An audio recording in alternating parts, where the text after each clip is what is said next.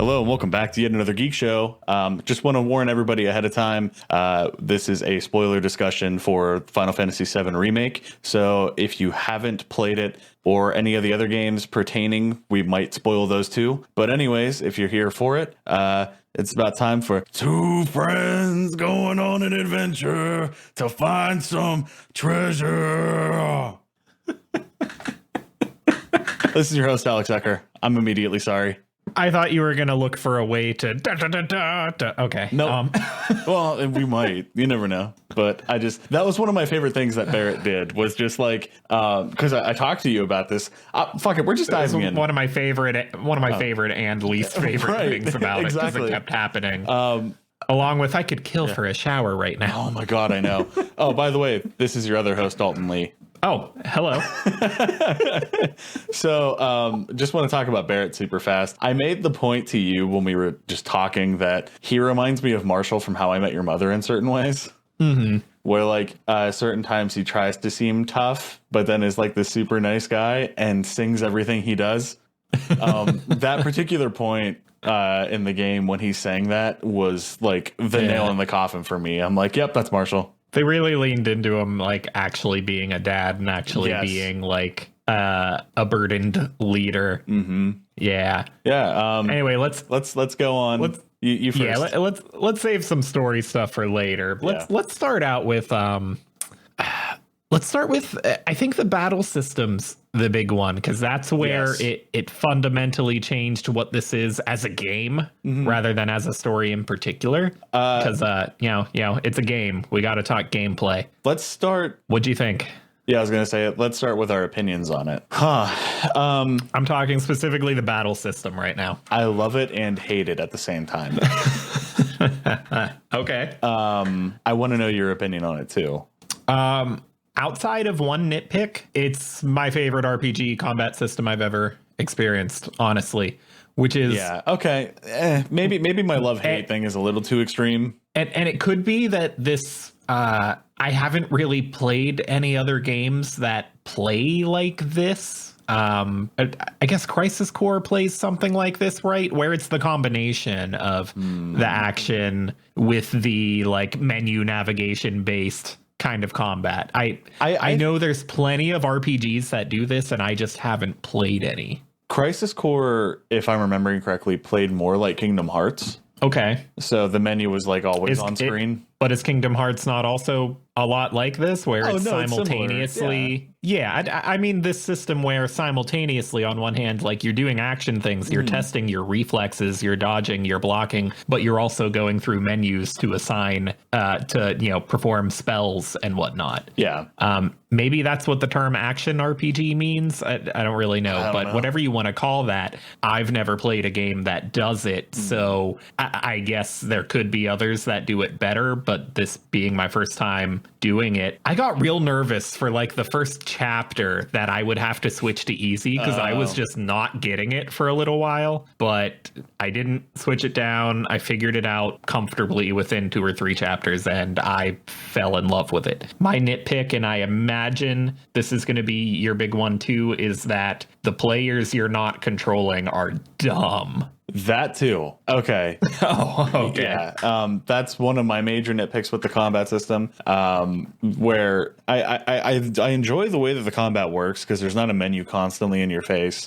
I like the idea of, having a menu where things kind of go slow-mo in time, and you have time to kind of think your way through it. The biggest thing that I don't like about it is the attack gauge. Okay. I understand why they do it for pacing in battles, because otherwise you would just swarm, magic everywhere. It's interesting to me, because I feel like the whole thing is kind of fundamentally built around that gauge. Yeah, no, I agree. But I don't like how your items are also attached to that gauge.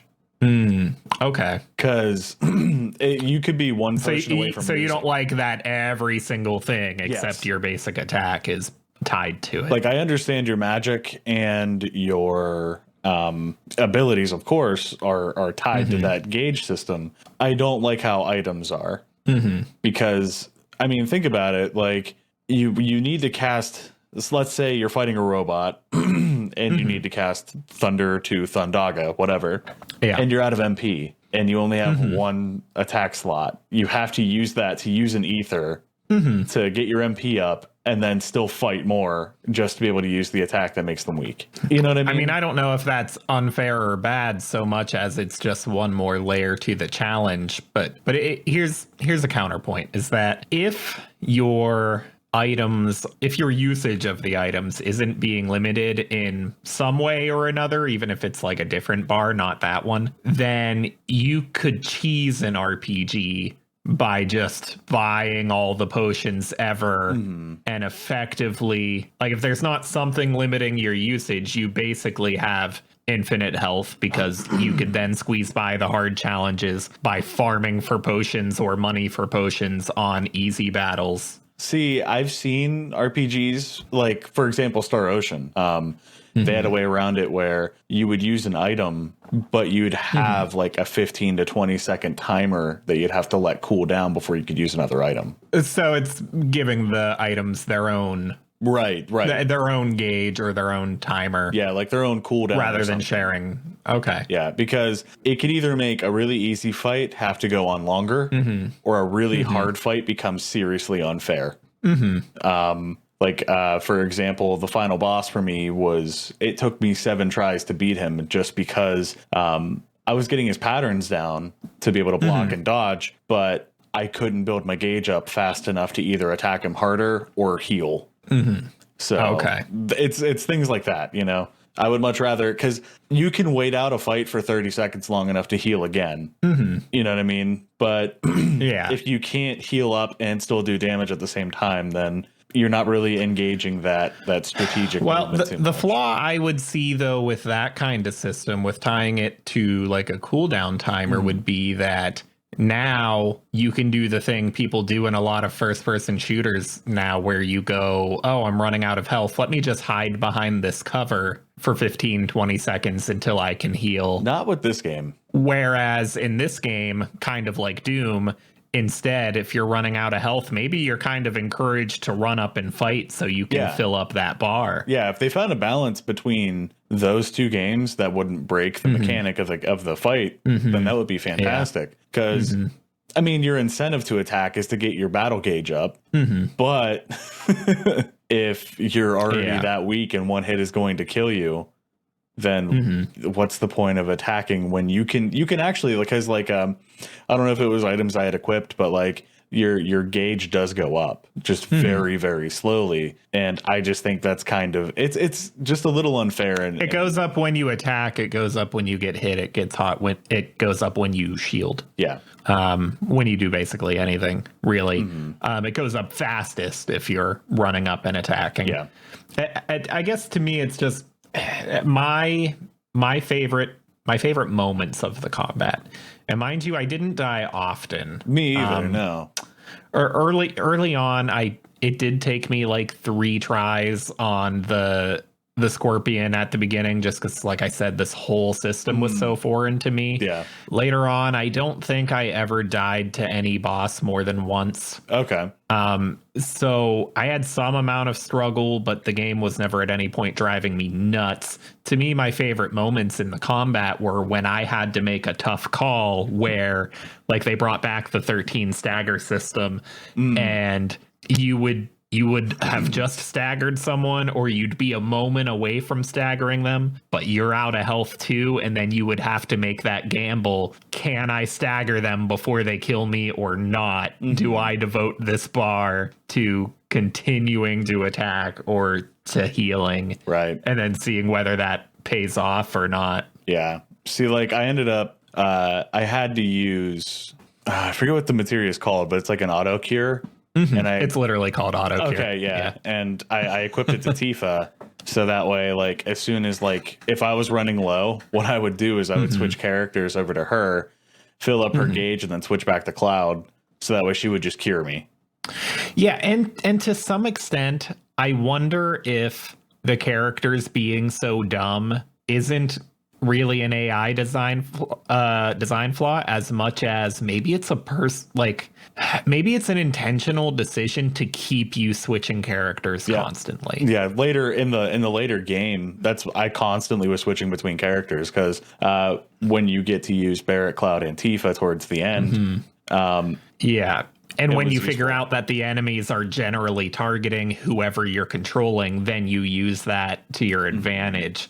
Switch, get in a few shots, switch, get in a few shots repeatedly until they stagger, and then Or there's that boss fight in the at the bottom of the Shinra Tower with the I don't remember what they called it. You had Barrett and Aerith at the time, and this giant machine with like the 4 different wheels with their own health bars would you could like distract it the whole way across the room by switching characters. So I just he also had some drones when he started, and the drones would be like shielded. Yeah. So like I had to figure out the strategy is keep Barrett and Aerith at total opposite corners of the room, switch people, wait for him to turn around and get distracted, take my shots, watch him turn around and get distracted again. And you had to basically waste his time by switching his attention over and over again. See, I had a different approach to that. I know what boss you're talking about now, because I thought I heard you say you had all 3, as in Cloud included. But what I would do for that fight was I'd make sure Barrett and Aerith were like apart from each other vertically from the room. So that way I would switch to Aerith to attack the little shield bots. And then once those were down, I'd switch back to Barrett because there was a weak spot in the back of that guy, if I remember correctly. So that was my tactic for that. And then once he got harder, I was like, oh, fuck. I don't know what I'm supposed to do now. And so while we're on the AI, it's on one hand, I do kind of like that the partners are a little bit dumb because I like that encouragement to have to keep switching. Although if that was intentional, I do think they went a little too far with it. Yeah. And I think it should have been assigned to them that they were going too far with it when they decided that they needed materia to help control them. Yeah. Like the auto cure. Yeah. Or that synergy materia. They should have stopped and went, if these are necessary, then we've either made them a little too dumb, or we really need to give some kind of system to... Or have a tutorial to explain it. Like a system where I know other Final Fantasy games have done this, where you're controlling one particular member of your party, but you have a system to like tell the other characters, if someone goes below this % of health. Yeah, that's Final Fantasy 12 in particular. Something like that. It's the gambit system, Yeah, so 12 has the gambit system, and then 13 had the paradigm system, which was similar. But bit less detailed. Less detailed, but would be good enough to, rectify the problem here. Yeah. I really liked the paradigm system, by the way. But it's not bad, but that's not what we're here to talk about. Speaking of the battle mechanics still, I loved every single boss fight because they changed up enough so that way you weren't bored and found a dedicated strategy to just beat it. They were all fun. They often had unique weaknesses and strategies. Boy, if you went into them without the assess materia to help point out to you what's going on, then you frequently got screwed.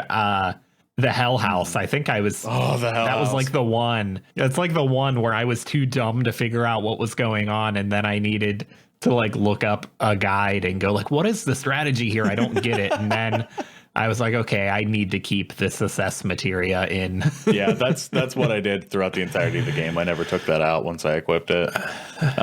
It's this game's equivalent of Sense from the original, and in that like.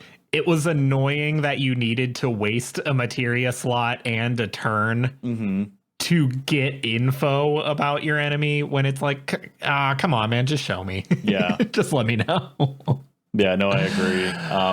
But this one made it worth it. Like, I know I just bitched about the ATB gauge and stuff, but it made sense to use that as a turn, so to speak. Just because, like, then you're like, okay, from here on, I know what moves to use. Yeah, it's better than Sense in the original, because Sense in the original was like the opponent's health and MP, and it's like you really can't give me a health bar. You're gonna mess with me like this. Now you always can see their health, and so it's like here's a strategy, right? And it was worth keeping in for that, absolutely. But like harkening back to that Aerith and Barret robot fight, like that fight in particular never got boring because there was always something new thrown at you after you reached a certain point in HP damage on the boss. They did that quite frequently with bosses too, like even the Red Scorpion dude. This isn't even my final form, right? Ever. Yeah. It's never my final form. They just if I die, it's because you managed to kill me while I was trying to transform. But yeah, nothing ever got dull with the boss fights ever. I just lost my train of thought. Edit this out.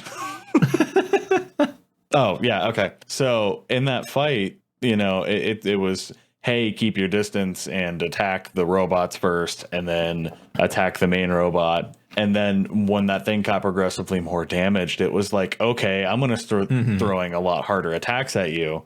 And then you had to kept getting more and more dangerous, right, substantially. Like the V of flame that it would shoot to trap one teammate away made you have to switch to your other guy to do damage or heal that one. And then eventually when it started throwing the mega flare cannon, I'll call it, you had to start hiding behind pillars and shit. And then those pillars are destructible, so you can only rely on it so many times. And the game just does a really good job at keeping you constantly on the brink of death. Yeah. And like it's cool because I don't know how difficult other people have considered this game to be, especially in comparison to games with similar systems. But to me, it was like, I feel like I got out of it what other people get out of, say, Dark Souls or Sekiro, where it was like, it was on the, like, just the right level where it was like, I can beat this, but it is going to challenge the ever-living shit out of me. Okay. It was just the right amount of difficult that it never pissed me off. Or no, scratch that. It did piss me off. But 20 minutes later into that boss fight, I would finally beat it, and I would feel great for having withstood a 45-minute boss fight. Right, exactly. And it made me feel like it constantly challenged me in different ways, but at just the right amount that I managed to do it. Yeah, absolutely. So that being constantly on the brink of death, maybe it sounds like it would be frustrating, but it's actually really fulfilling. And like, there are games that, in order to make sure you experience that, they'll kind of fake their health bars and be like, oh, when your health gets down to 0, you really have like 20 left. So we're just telling you you're at 0. So you feel more like you're dying. Right. Although there's certain like nitpicks, like visually too. Well, still within the battle system though. If I have one other nitpick, that's what I'm talking about still too. Oh, okay. Those transformation cutscenes can interrupt your limit breaks. Yes. And they will coincidentally do it frequently. Right, exactly. Or the one thing that drives me nuts is that they can dodge your limit break. Like, yeah. If you don't think you're close enough to the enemy, make sure you're touching them before you use it. Like, it's frustrating when it doesn't do it. The magic here, I like it, but I also don't. Okay. Like, I appreciate the way that, like, you cast fire. Like, it's just a fireball in their hand and they throw it. I appreciate that kind of style of magic, but some of it doesn't feel that great. Like, wind magic, for example, like arrow. Sure. It doesn't really follow them. It'll stay in the spot once it reaches its quote unquote destination. Oh, okay. So like you can mess with your magic too, which kind of feels like a cop out in a way, because you spent all this time building up that battle gauge for your attack to miss. Yeah. The magic. Okay. I like the magic, but I also don't. There's certain things, and it's kind of still following suit with, same thing with like limit breaks you can miss, or they're not as visually entertaining. Like Claude's limit break, I wish it was. I wish it was a little more cinematic. Because cross slash can only be so cool to look at. You know what I mean? Yeah. The limit breaks are like, they are just as effective as they ever were, but they're less exciting to look at. Yeah. And also they make a less of a big deal out of them with like, especially the way that if it's the character you're not controlling that does the limit break, it doesn't even like slow down and zoom in on them and let you see it. Right. And the other thing too is like, I don't know. I wish I didn't get more than one limit break in this game. I don't know if there was more than one. I didn't either. I'm not sure if you unlock more. Yeah, because I never got any. That's the other thing too. You only really get to use them in like boss fights because that's when you're only really getting super damaged.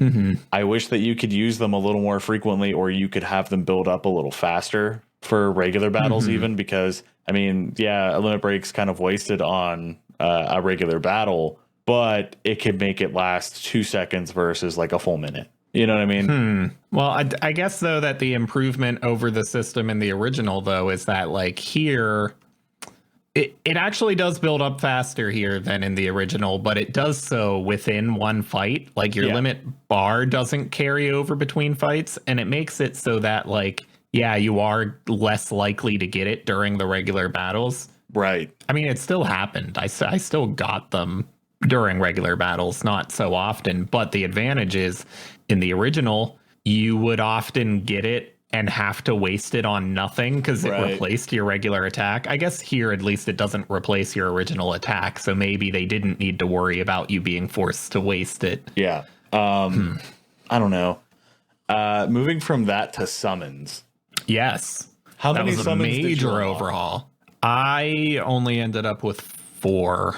Okay, so here's the thing. If you didn't, I didn't get Bahamut. Me either. Which I believe comes from the VR training missions. I didn't complete all of those. Neither did I, unfortunately. But I got Ifrit, Shiva, Choco and Mog, Fat Chocobo.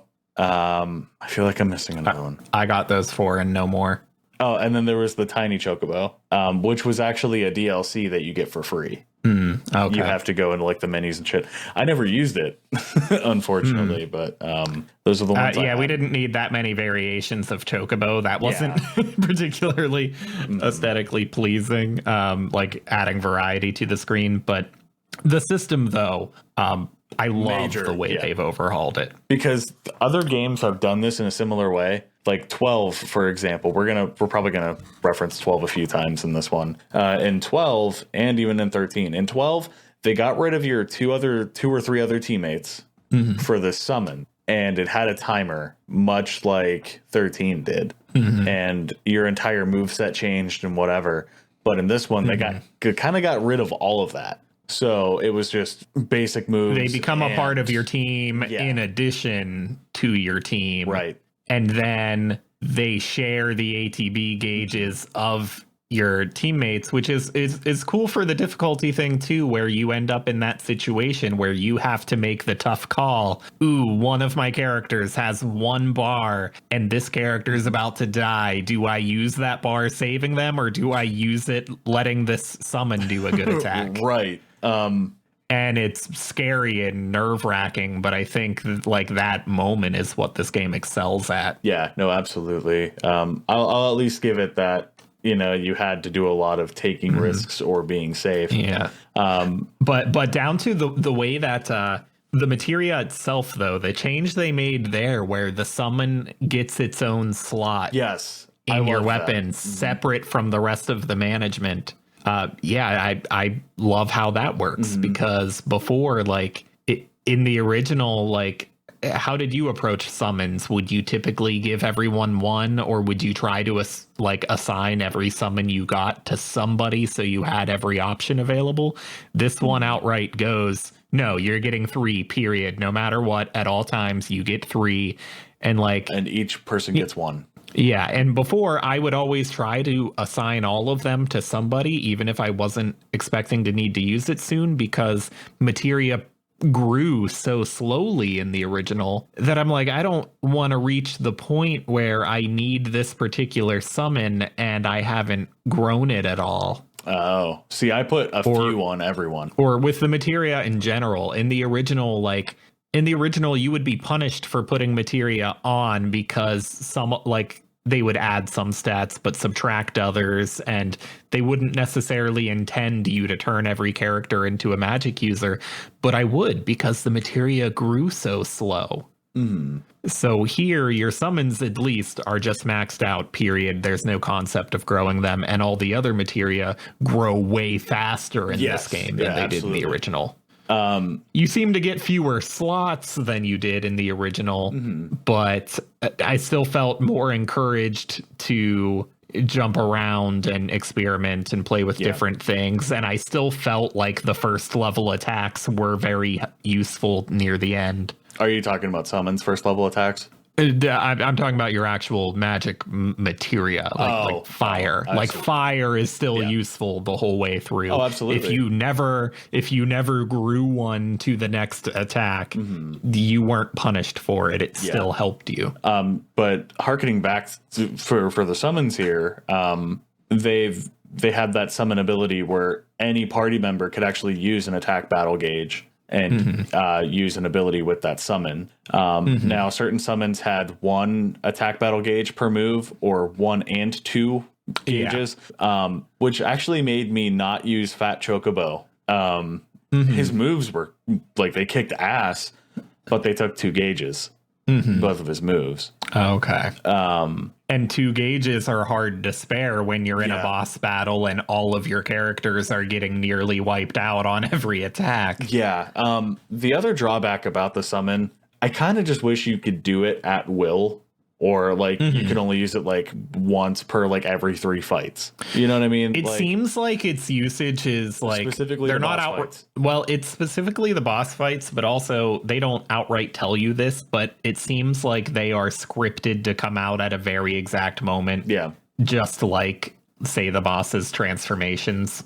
It doesn't seem like there's an actual like gameplay loop that says here's when a summon will happen. You get that little bar that says, oh, hey, the summon's coming out soon. It's getting pissed off and it's going to do something. Yeah, but you get that. Seems like that's a scripted moment. I had it pop up, like, at least in the final battle, I had it pop up in different spots. It could have been at the first stage of the final boss. It could have been at the 5th. Okay. You know what I mean? I think there's like a certain algorithm that it looks for, like, is player not attacking and defending instead of attacking? What's their HP? What's the boss's HP? I'm sure. But I think there's some sort of like algorithm in place to make sure that it's not going to happen when you're doing great, but it's not going to happen when you're doing so terrible you can't recover from it. I don't know how many summons are out there, and I didn't look. Did you happen to look and see? I didn't look. Okay. I figure when this comes out, presumably on PC in a year, I'll try to 100% it at that point. But for this time being, I just wanted to get it back to you. So I did nothing but the side missions. And speaking of which, let's move on from the combat aspect of gameplay and just look at the new like chapter system and like the side missions and just overall how the story is kind of laid out. Okay.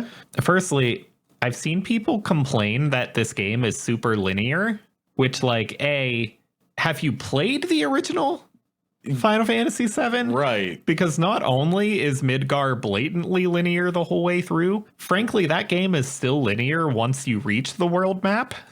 Yeah. Let alone absolutely. Midgar. People think it's open world because technically you travel a globe, but your vehicles still limit where you go. Right. And characters still blatantly tell you where to go next. There's rarely a moment where you go, oh, I could go here or I could go here. There's a handful of optional side missions, but the game is still 95% linear. So I don't know why people expected open world here. The fact that there are, what was it, 4 chapters dedicated to side missions still makes this closer to open world than it was before. Right. Not anywhere close to it, but in that, like, here's some optional side content. Yeah. I don't think I've ever seen another game do this. What did you think of the way that, like, there were specific chapters that, like, now you're in the side quest chapter? I liked it because it was an option to get more world building if you wanted it. Not to mention, it was nice to also be able to get an extra few gil that wasn't just grinding. Mm-hmm.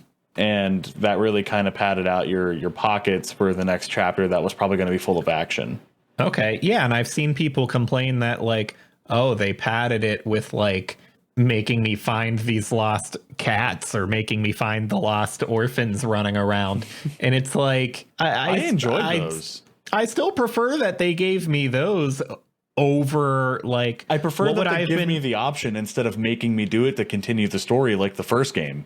Well, yeah, it's an option, and I completely believe that you could make it through this game without touching any of them just fine. But if you couldn't make it through without doing these for the extra experience and rewards in the original game or any other RPG, you would have made up for that by stepping out into the world map and endlessly grinding right next to the town you're in for experience. And here, there were moments where you could do that. There were moments where you could go, oh, I can walk around this circle here and grind forever. But instead, they're like, here's some side missions. And even if they're dumb, hey, you get to do these instead. Yeah.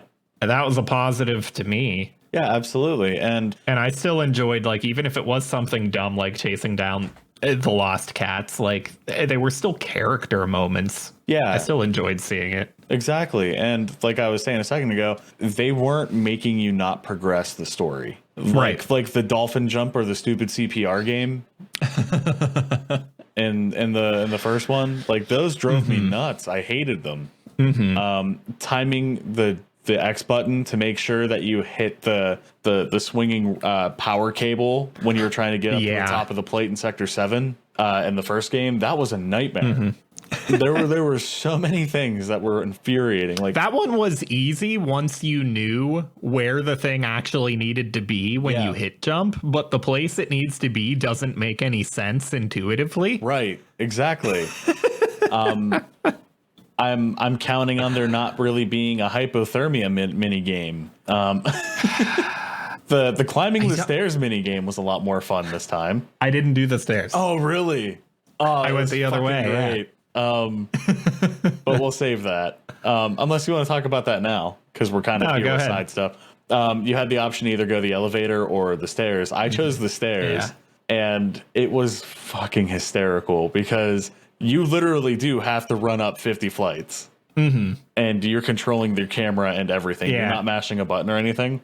Yeah, and like you had to do it in the original, but it was also way faster to climb stairs in the original. Yes.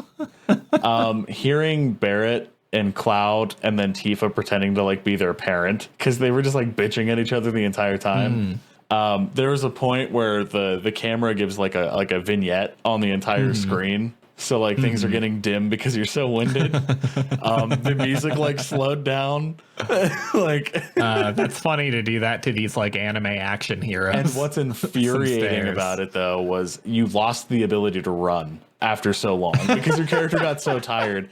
You were just doing like a brisk like power walk, and then eventually it turned into a regular walk.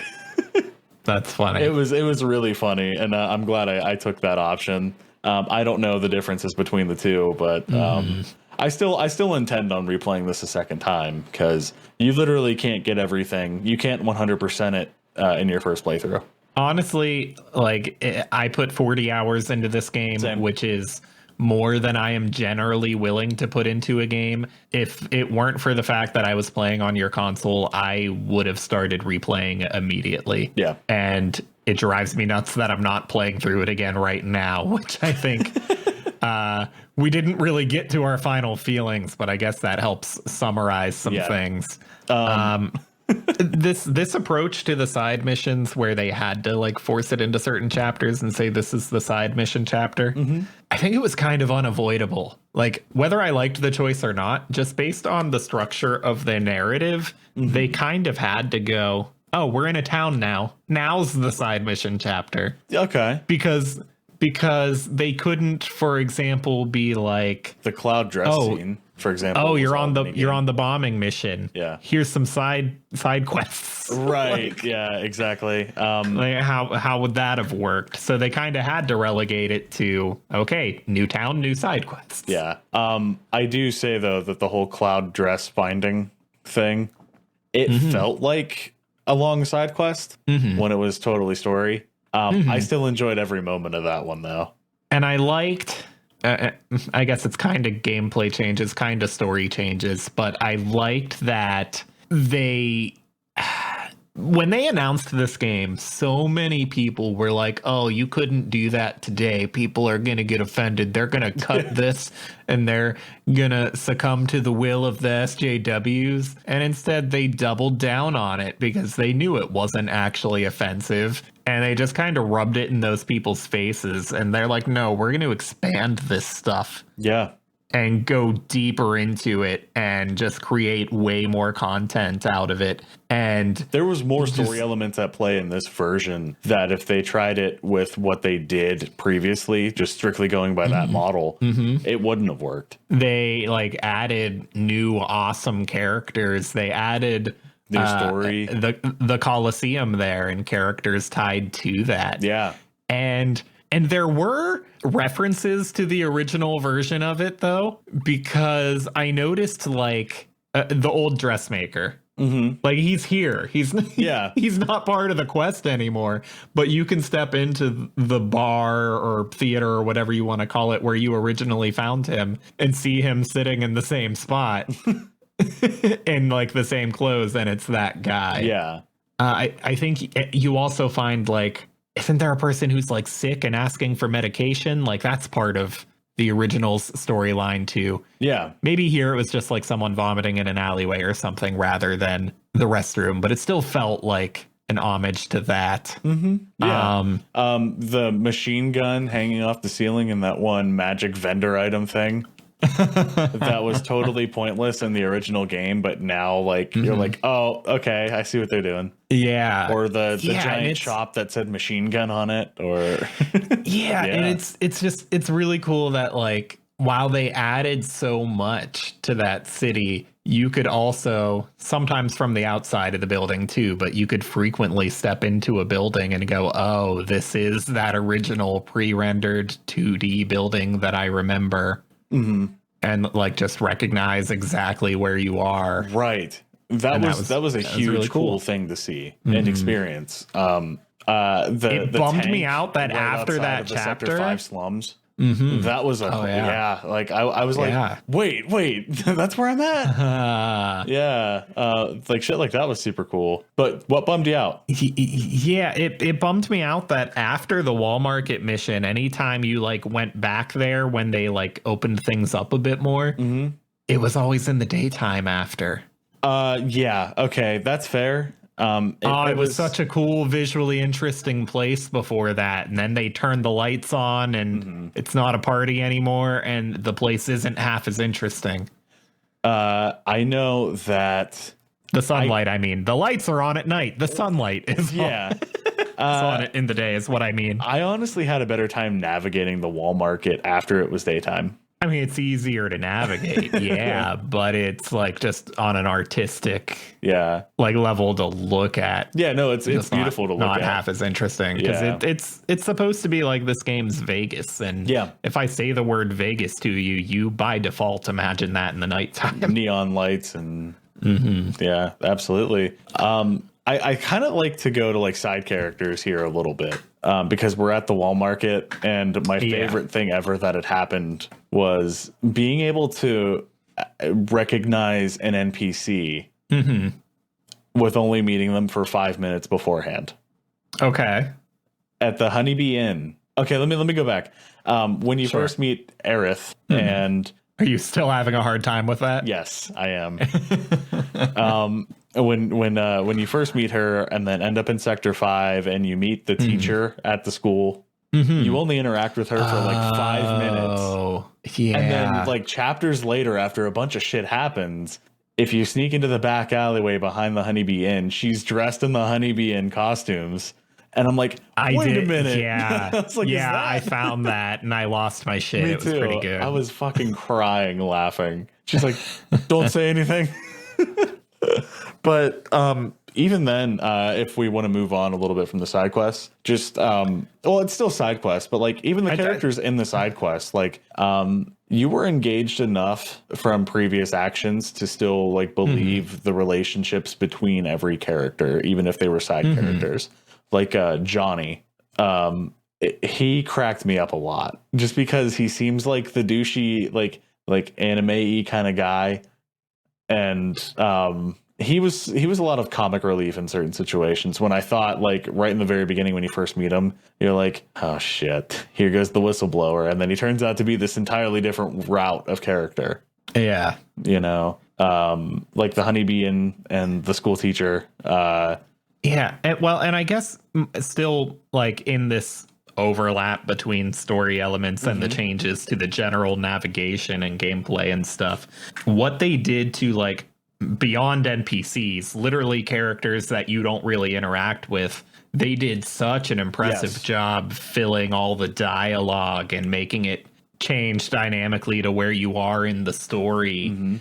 And there was not a single dialogue box that wasn't voiced. Yeah, and I do think sound design goofed up in that it would often let too many things overlap and repeat. I didn't notice a whole lot of repeating. I've noticed a lot of overlapping I was bothered by, in that, like, especially if you ran rather than walked, you would run and hear 5 conversations and you couldn't read any of it. Yeah, that dialogue, you would hear like 5 different conversations trigger at once. And then you would also get close to a jukebox, and the jukebox's music would overlap with the actual soundtrack music. Yeah. And now you're listening to 7 different unrelated things at the same time. Right.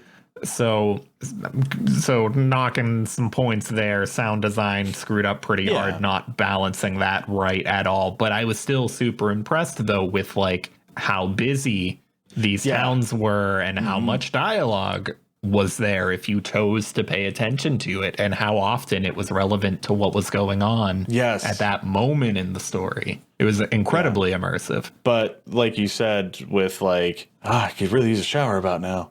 There was a lot of that when you would leave a town and come back. And you'd hear, it wouldn't like overlap. But also lines like that come from your characters. Yes. I noticed a lot of repetition there that was bothering me. I didn't notice a lot from the NPCs. Okay. But yeah, I loved how nothing was just dialogue box. It was all voiced. You could hear the concern in those not even side character voices all the time.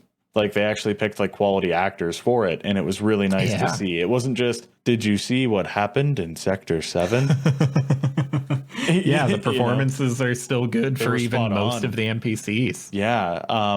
Man, I kind of want to, I don't know about you, but I kind of want to jump into world building.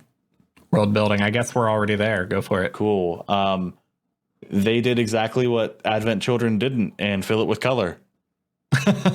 Like, even though it was a dark and gray, dirty area, it still managed to, when they wanted it to be dark and dull, turned the towns into different places. Yeah, when they wanted it to be dark and dull, it was dark and dull, but then it was full of color when they wanted it to be important, or they wanted you to notice, or you know what I'm trying to say? Like, I'm thinking more about like the distinct divisions between different pieces of Midgar, where like Sector 5 is a very different place from Sector 7, is a very different place from Wall Market, and like and the church and the surrounding area are just gorgeous with how bright and colorful that area is.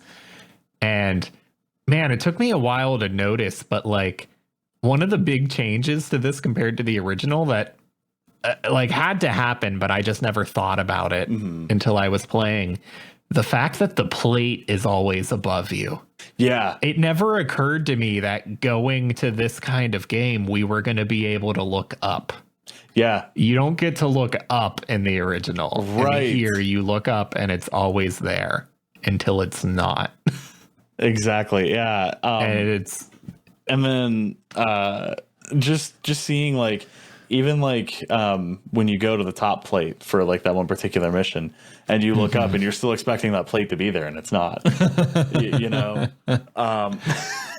It's not. And you're like, am I in Chicago? Yeah, right. And they picked a random city. I can't distinguish the unique characteristics of different cities, but yeah. The other thing that I really enjoyed is when you're on like there's different levels to the plates. Like before they transition from underneath the plate and above the plate. Like the missions where you have to deactivate the Mako lamps to use the power to get through the lift and shit.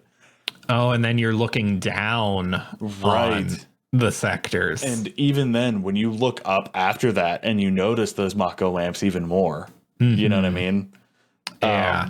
It's amazing because that sense of scale between them. Yeah. Like looking up and seeing, oh, I get the lights now. And then when you're right up on them, you're like, man, these things are way bigger than they look. Like it's kind of when like you're driving down the road and you see a traffic light. And if that traffic light was at the same height as you, you'd realize how big traffic lights are. Yeah, they're like the height of people. Right. And up off the road, they look a couple feet tall. Exactly. Yeah. And it's that kind of thing, you know, and it's really cool to like have that sort of realistic scale. I always thought that was really neat playing it because like I would actually frequently look up and look at the Mako lamps like during like the rest of the game after that. Yeah. So I guess before we go full-fledged into story, the last thing left to touch on would be music. I love it. So I loved all of it. It is, even when it wasn't that great. I'm going bold here and saying this is the best video game soundtrack. I'm gonna go there, and it has to be. Why? Because the original Final Fantasy VII was already the best, and they improved on it in every way. Take about 5% down, Squirrely Dan. So, a lot of people wanted like pretty much exactly the original soundtrack and like didn't like that there were changes and it wasn't just copied right over with maybe better sounding instruments, or maybe not that far, but more they thought it should have the options like in like the Spyro remake where you can switch back and forth between the like original and the current remapped or revamped. Yeah. And the thing people aren't getting there is that like the music is interactive now. Yeah. You can't do that. That would have never worked. The original's music would have never worked because it didn't have the interactivity that's there now. And also, like, it wouldn't have been paced appropriately. We stretched out 6 hours of game into 40. Yeah. So, like, how long did you spend on the second bombing mission? It went on for fucking ever. It really did. The original game did not have enough music to keep you going through that. Right. There's a YouTuber that we actually both watch. I don't know if you watched his video, but it's a guy, it's 8-Bit Music Theory, I believe is the name of his channel. He actually went into the bombing mission music. I believe it was the second bombing mission. And for one, he talked about how he had never played the original, but he knew the score, and he knew the newer score because he was playing it. And since he didn't have any nostalgic ties, he would talk about it. And I believed him because he called it Mako. But he pointed out something to me that I didn't even think about during that mission was, the song is repeating, but they changed instruments for certain parts. And when you went into battles, it added instruments to that instead of putting on a battle theme. Yeah, it needed to be able to change on the fly to, something that it didn't want those harsh cutoffs of traditional RPGs where it's like, okay, now I'm hearing the theme for this area. Ooh, now I'm transitioning into a battle. So now I have battle music. This tried to be seamless. You are now in a different section of the same song. Right. So there is so much music too, on top of it being so high quality. I think the soundtrack to this, when it does come out, is supposed to be like 8 discs. What the fuck? Wow. Yeah. That's actually pretty insane. It's wild. And then even like hell, we just talked about Wall Market forever. There's tons of music. I'm sure you noticed like the same theme keeps switching into different genres as you walked around the town. Yeah, there's so much music there. Not as in like different tracks, but it's constantly changing.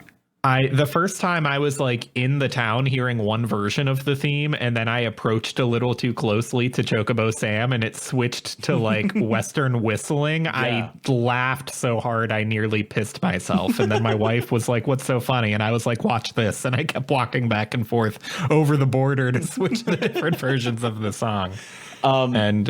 Something I want to point out that I forgot to, and I'm probably going to derail it a little bit, but the materia shop owner, when he's laying there, sitting there, how accurate did that fit from the original? It was one of those moments where you're like, but yeah, that's exactly what I pictured. That's exactly what I pictured. But there was a music change with him too, wasn't it? And it was like hippy dippy, like ambient.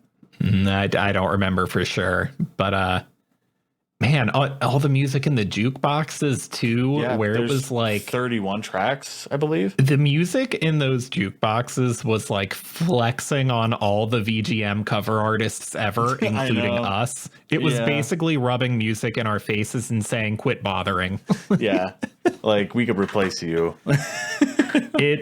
These cover renditions, because that's what the jukebox is. It's all like mostly jazz covers, not all jazz, but mostly some kind of jazz cover of classic songs. And it was kind of an excuse to put songs into the game that like we wouldn't have actually made it to from the original. Yeah. It was a way to like still get some points for that nostalgia, even though you weren't technically that far in the story. Right. But like, their approaches to those covers are so good that I would hear them and I'm like, I do this all wrong. Like my approach to the covers we write is just dead wrong. And I need to figure out how these people are doing this. It's insane. The bombing mission, the piano version of that was phenomenal. Even like Don Corneo's theme, which I fucking hate personally. They made it really good. With those jukeboxes. Do you remember how many of those you found? I believe it was like 31. I found all but 2 or 3 of them, actually. Yeah, I think I got like 24 to 27 of them. Yeah, they didn't make them super difficult if you were putting like any effort into looking for them. And not to mention, because most of them literally played. Yeah. And one of the some of the side quests would lead you to them, and and they would literally play music at you. So, but yeah, that was super cool. And even the renditions. Did you notice that from like the Shinra Tower onward, the music that's there from the original is suddenly way more accurate to the original? They suddenly, like, other than altogether new songs from that point on, the ones that are returning from the original. The arrangements are barely changed from the original all of a sudden. Yeah. And it almost gave it like a whole nother layer of nostalgia where you spend most of the game going, here's new and improved versions of the songs you know. And then they go, well, no, just here's the songs you know, period, on better instruments. Right. And that was a super cool approach. Just every song that was brought back here is the best version of itself. Like we've heard these songs redone before. We've heard them done in Advent Children and brought back for spin-off games and that sort of thing. But every song is its best version in this game. Oh, certainly. I can't wait to see what people do with them now, though, because like I kind of feel like this is going to be like the gospel, and people are just going to bastardize it. You know what I mean? Because like they have such a staff and team that made it what it is, and I can only imagine like the artists that it can only have 2 or 3 people working on it. Not to discredit them, because what they'll do is still phenomenal, but I don't know if they'll even be able to hold a candle to the soundtrack when they do to cover it. Yeah, and like both of us have a particular song in mind that we would like to cover for our projects. And on one hand, I'm like, oh, I want to do this because I love the song. And on the other hand, I'm like, I'm just going to give these people dishonor. This is so good. Right, exactly. And like there's spots where like when I say theme, I don't even like necessarily mean like a whole original piece, but just like a reoccurring melody. There's places where a melody is brought out of one of the original songs and fleshed out into something new entirely. Yeah. So like the sector, why am I mixing up my sector numbers now? The sector 5 theme. Okay. Has Aerith's theme within it. Yeah. But like barely recognizably. Mm-hmm. Like they just took something recognizable and morphed it so much that it's hard to notice and made something completely new out of it. Yeah. To the point where if someone's covering that song, they can't say they're covering Aerith's theme. They have to say, now you're covering the Sector 5 theme. Mm-hmm. I've seen conversations where someone will say, man, this soundtrack is like so good, like soundtrack of the year, and someone will be like, well, the soundtrack came out 23 years ago, and I'm like, no, there is so much. What? Like, no, half of this music is new, and what was pre-existing is changed so much. Right, exactly. Oh man, yeah. It makes sense that tunnel with the cranes. Yeah, that tunnel with the cranes, the electronic music that happens there, that's all like Final Fantasy 13 like. Yeah. Mm-hmm. That was so unexpected, but it worked so good. Right. I couldn't tell you why, but I was jamming. Yeah, exactly. I didn't mind that I got like stuck on some of the crane problems and had to hear it forever because it was good. Oh man, that crane section was a little annoying. I guess it felt too slow. Well, I guess before we get to the big one, mm-hmm. which is story, we can dive into specific spots that were kind of annoying, because I'm not saying it's all great. And yeah, I did get annoyed during those tunnels, if only because the crane movement was so slow, and because my confusion was actually caused by like a button prompt not showing up when it probably should have, like it just being too finicky about, oh, you can pick up Aerith right here, or you can sit down this thing right here. Like it wouldn't quite give me the prompt when it should have. And then I would think I was approaching it wrong, and then I would try other stuff that wasn't going to work. Yeah. And then I'd get mad and go back to the first thing I was trying and actually getting the prompt. It was only so aggravating because the process was so slow. It was a clever idea. And again, the music there is jamming. Yeah. Yeah, it's very true. I got pissed off during the second bombing mission, particularly during the bit that's all about you trying to take resources away from the airbuster. Oh, yeah. Just because... yeah, it was dragging. It was just going on way too damn long. A lot of people are calling this game padded.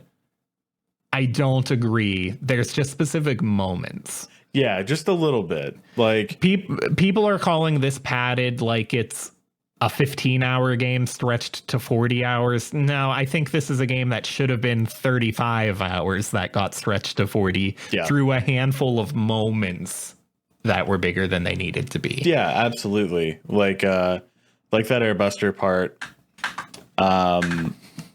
breaking into Jesse's home felt a little longer than it needed to be. I was okay there. Well, I mean, like they give you this giant room that you can explore if you want to. Mm-hmm. And some of it just was like, all right, there's a lot of useless shit in this room, but I got to make sure I don't miss anything. You know what I mean? Yeah. Like certain things that could have been a cutscene instead of like an active controlled moment. Like right after that, when you're with Biggs and Wedge and you're doing the walking and talking. Like I felt like that could have been a cutscene instead. Okay, sure. The cranes, those little scenes like that could have just been cutscenes. Okay, my other one that comes to mind is a big one. Oh.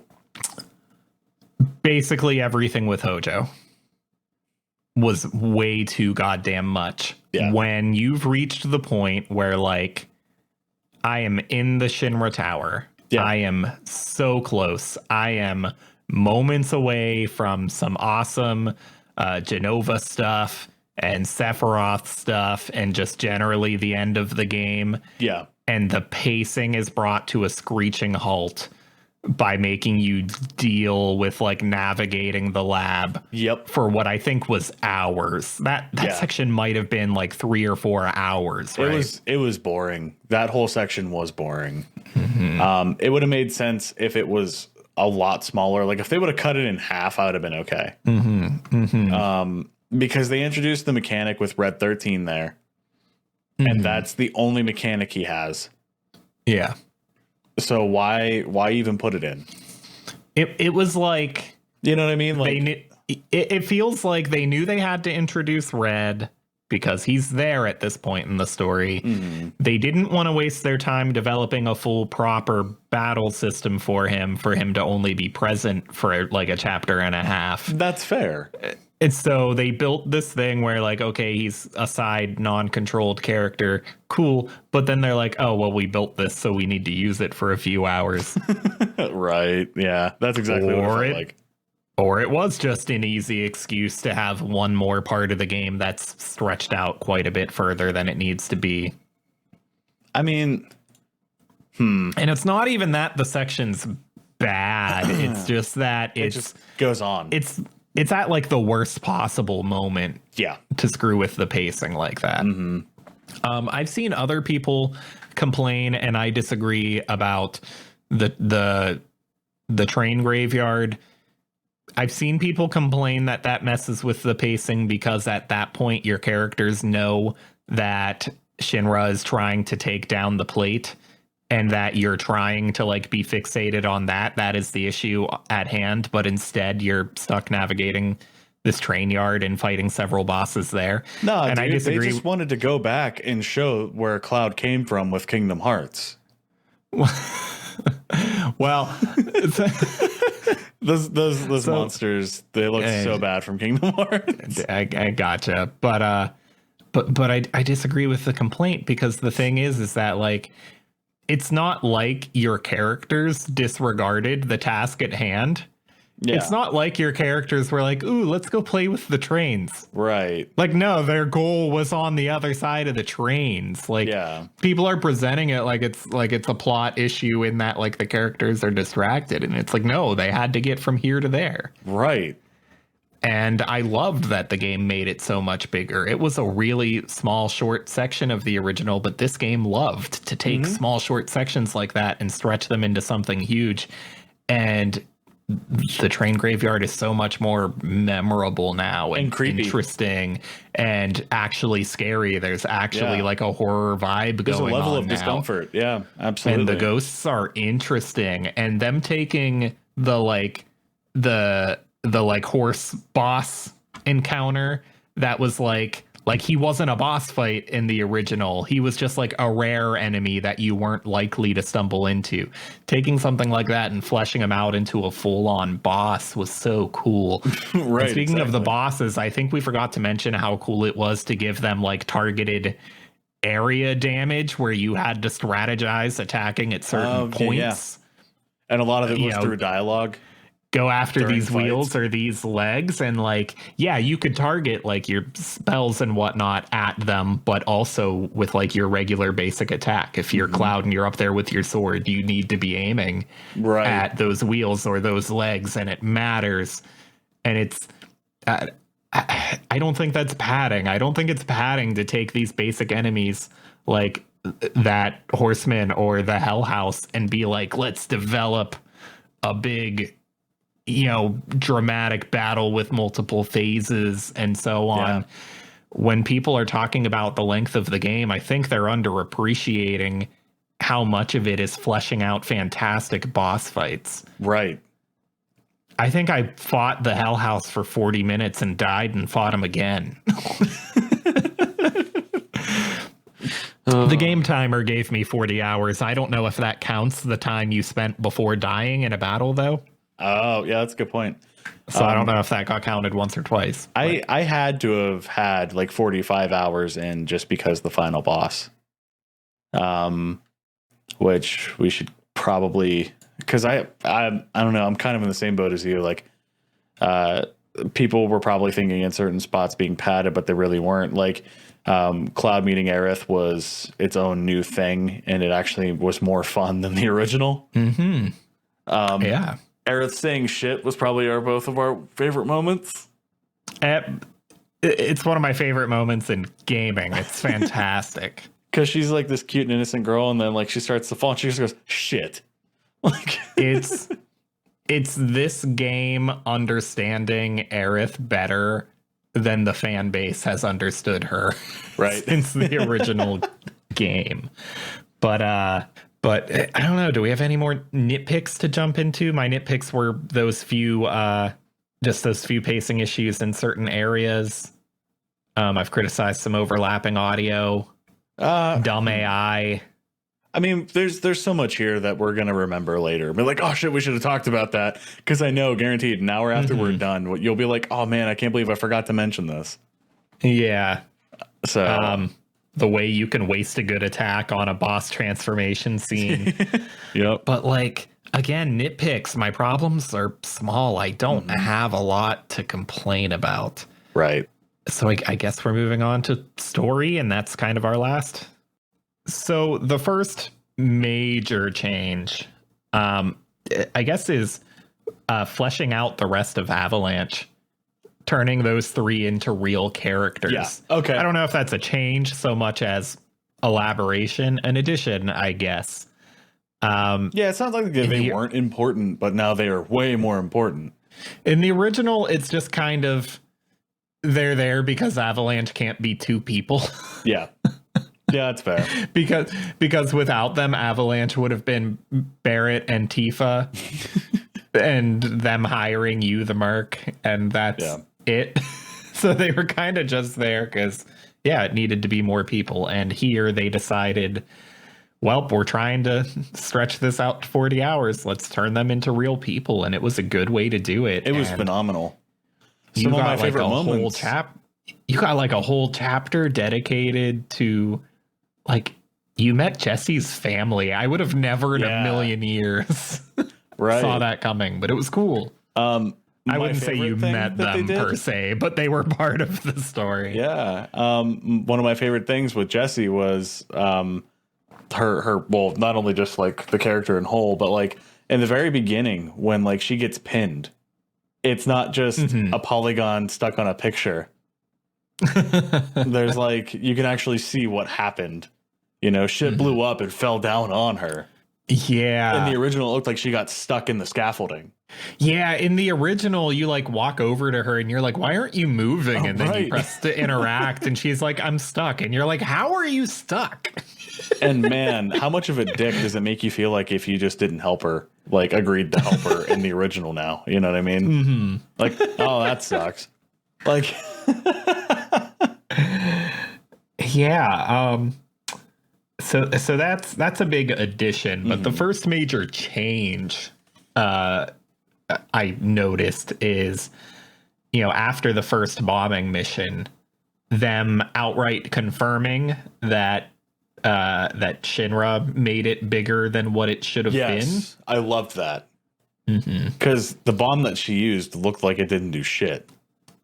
And then they were like, well, they blew it up. Time to make it blow up now.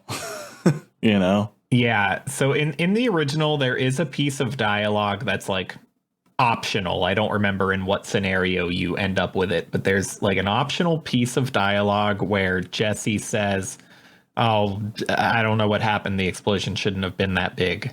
Something like that. And that's your one and only hint that, like, maybe that just means she screwed up. She made a bigger bomb than she should have. And that's in the original? Or maybe, in the original. Or that's a hint that something more is going on. And that's all you really get there. Right. So here, I don't know. You get that confirmation. And I don't know. On one hand, I kind of like it because it's a way to, it adds a lot to Shinra, the organization, as a character. At the same time, maybe I was a little bothered, though, at how maybe I didn't want it to take guilt away from Avalanche from what they were doing, because I thought that was so interesting when, like, you've done the bombing and now you're walking through the city and now you're seeing the damage. And, like, that thought barely registers with me in the original that, like, oh, this reactor blows up and now it's throwing chunks of building into neighboring areas. Yeah. And so you walk through that area and it's an utter disaster, and there's fires and chunks of rock, and like just having to slowly walk through what you did, except you didn't really do it. I don't think it takes away. I think it's because you know what happened versus them knowing what happened. Because the guilt was entirely believable. Sure. So I didn't feel like, don't get me wrong, like I didn't feel too bad for Avalanche either when it happened, but you could tell how guilty they felt. And their guilt is real because they don't know. Right. So I think that's the difference and the differential factor there. So I don't know. Now it reminds me of another movie I saw recently that I won't say which one because you haven't seen it yet, and one day we're going to spotlight it, but a character who's a hero accidentally kills another hero character, and it's a really big, huge moment. Like it hit me really fucking hard, and then a couple minutes later they go, oh, this character feels guilty about it, but actually they didn't die, so whatever. And I'm like, oh, come on. You just took away, like, okay, the character feels guilty, but, well, and that character eventually finds out they didn't do anything. But, like, you took away the part for me where I get to debate the morality behind what they're doing. Yeah. Okay, that makes sense. Moving directly out of when they're walking across the neighborhood, and then you see the destruction. And then you meet him. You meet the boy. They introduce Sephiroth right away. Okay, I'm gonna skip ahead towards the end of that whole thing. Haunting. Yeah, it was terrifying. You can see the sweat on Cloud's face. And I'm not talking just like his face is just glistening. I'm talking there's like beads of sweat that are like slowly forming in different spots. Like Barrett's face always looks like that in the game. Cloud's never did. Yeah. Until that moment. Yeah. You know what? Very quick sidetrack, because you reminded me of one of my nitpicks I missed while we're talking about the art. Do you have notes? Due to the limitations of the PS4, characters that aren't story characters are lacking. Textures that they don't expect you to get too close to are lacking, and it's like they put so much resource into making these character models look so good and so convincing, and like particular parts of the environment, and there are other parts that are trash, and I assume that's not just like they done goofed. I assume that's the PS4 couldn't do any better, and I'm hoping that those bad textures and models you occasionally see get replaced on the PS5 and the PC. Okay. Really hope. End of nitpick, on to Sephiroth again. Yeah. That whole scene was fucking terrifying. But so the choice to introduce him this early and to keep on showing him, there's I don't know, there's something really good and something really bad going on here, in that, like, as someone who's played the original and like who knows Sephiroth already, like I was thrilled with like having a decent excuse to give him some screen time in this game, where, like, you know, in the original he's barely introduced by the end of the story we have here. Yeah, that's fair. So I liked the excuse to see a bit more of him without necessarily taking any of his mystique away. If you are a new person who thought you could jump into this because it's a remake, by the end of it, you still don't know dick about Sephiroth. Right. You get all this screen time and you learn nothing. Yeah. I don't know. Maybe it works, maybe it doesn't. But like, if you're new, the thing is that like We understand what Sephiroth is capable of, and we understand what he's done. If you're new, you just understand that, like, oh, hey, you're supposed to be scared that this guy's here. Yeah. Why? I don't know. He's scary. Right. Maybe it's a good thing. Maybe it's not. Why is he saying that? People that are new definitely. Right. Yeah. But like, so people that are new, at the very least, they're getting a different experience than we are. Yeah. I don't know if it's for worse or better, but they're getting something different going on here. Right. Right. Yeah, I'm not sure which one's better or worse, or if any of them are even worse than the other. But everything about Sephiroth and that was fantastic. And then you meet Aerith way early, or no, you don't meet her way early on. It's about the same timing. Same time. But they introduced a huge new thing to the game. Mm-hmm. The little phantoms. Yeah. Or whispers. The whispers. And let's not elaborate on them until the end, because we don't understand them until the end. Yeah. But when I saw them in some of the marketing, if not for... I don't remember if we saw any footage of them bothering anyone but Cloud, but I initially thought that they would be a visual representation of the parts in the original game where Cloud's like hearing voices in his head. The screen goes black and then it's just white text. Initially, I thought it was kind of that before I actually started playing this game and saw that, oh, no, they're visible to several people and they're fucking with Aerith the first time you see them. Sephiroth is fulfilling that role here, really. Yeah. Of replacing the voices in his head. And it's a really cool move because... It's one of them. Because as... like, with the limitations of the PS1, it was a really intriguing artistic choice to, like... I don't know. It was interesting to just cut to black and here's just text back and forth on the screen. You don't necessarily... understand like what this voice is that you're hearing or why, but it was a interesting way of putting you in his head. But like here, without those limitations, they had to come up with something more interesting, which is that really grainy, like, and then he's like, oh, my head. Yeah, which is that, and then also Sephiroth, which is a much more interesting way to do it. We may not talk about this artistic change again, but they did it again in a different way with him and Aerith talking. Because, oh, what was your boyfriend's name? I might have known him.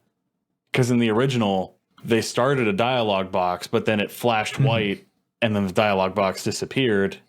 You remember that in the original? Yeah. They did it differently here, where you could see her mouthing the name, and it was that weird, grainy, like, flashy cinematographic view.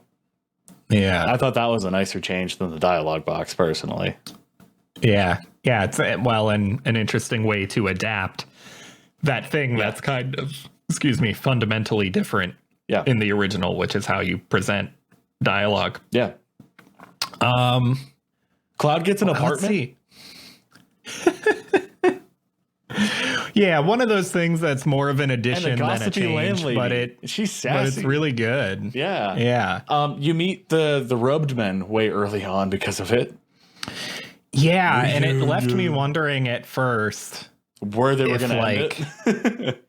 Well, like, there are things like that get introduced earlier on here than they would have originally been that made me wonder at the beginning, like, starting this knowing that it ended with the end of Midgar, I was like, oh, so is this going to be like 3, maybe 4 parts?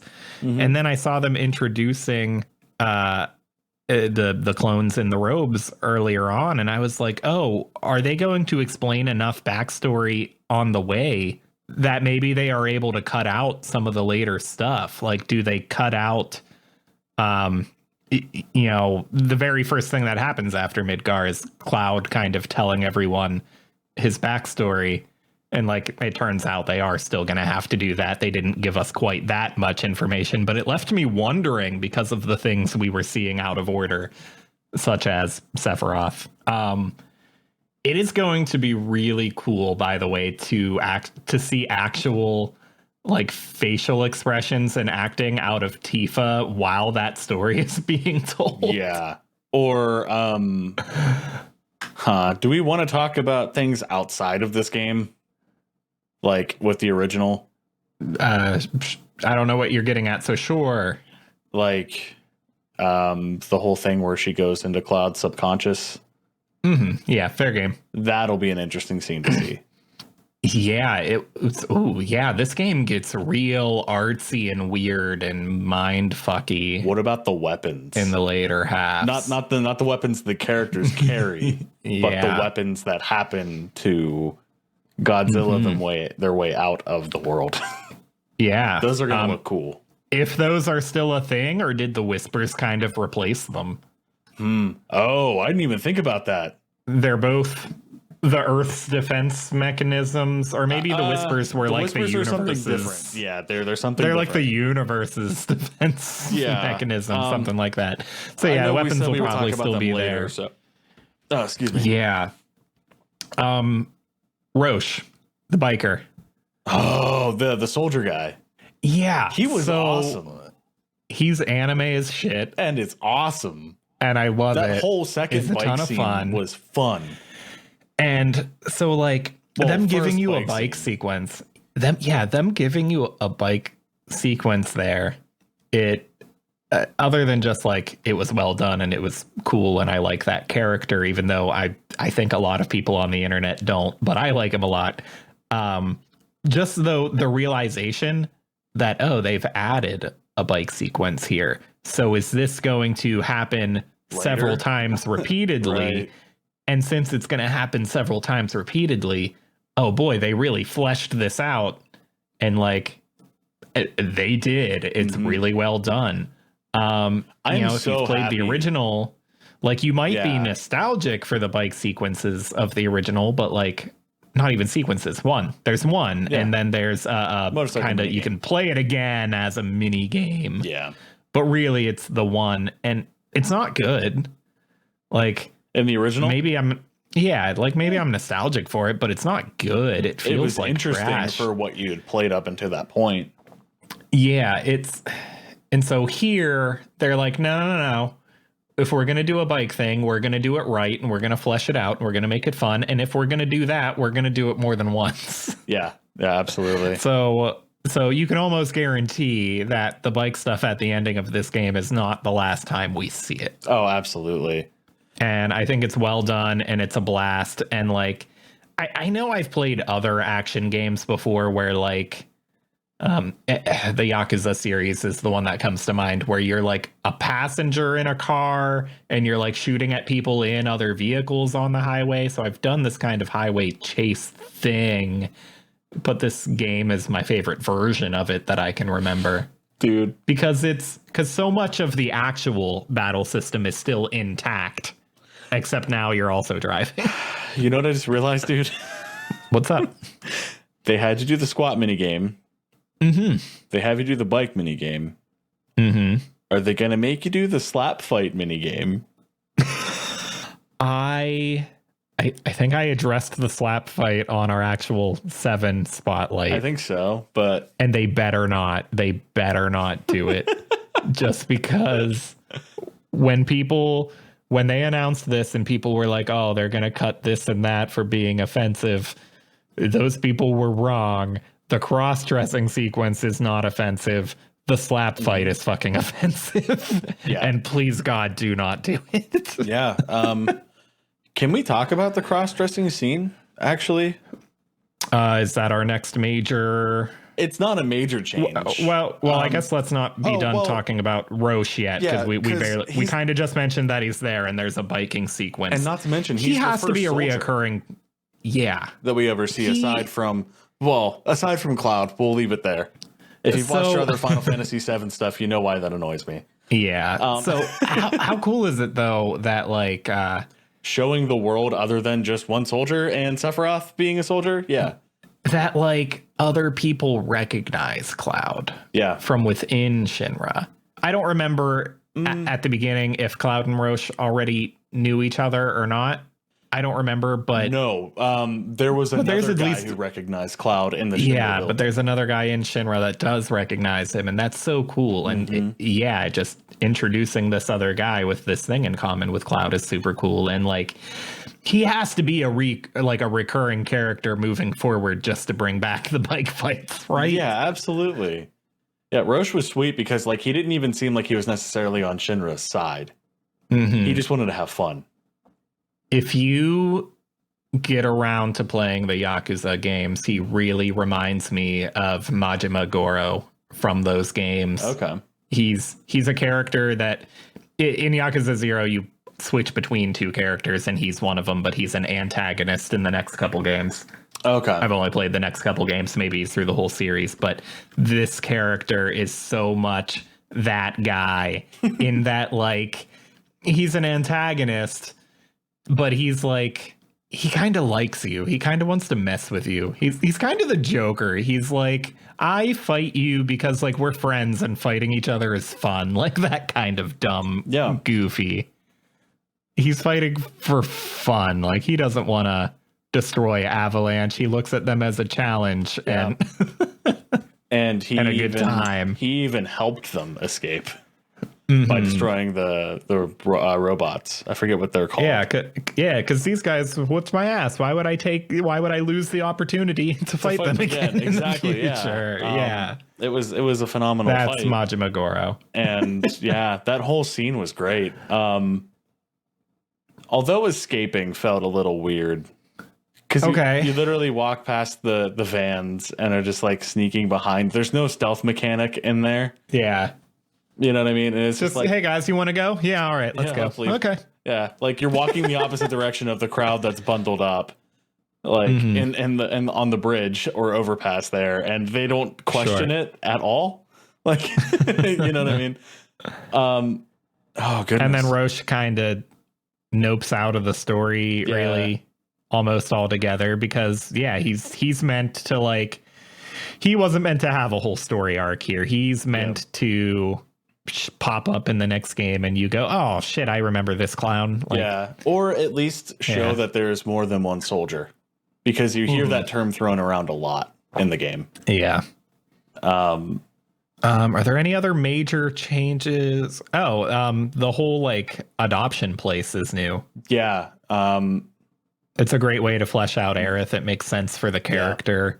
It gives just more world building here. Like the parents are too busy working and the kids are taking over helping the elderly and the sick in the town. They're still going to school and, you know, doing what they can around to help.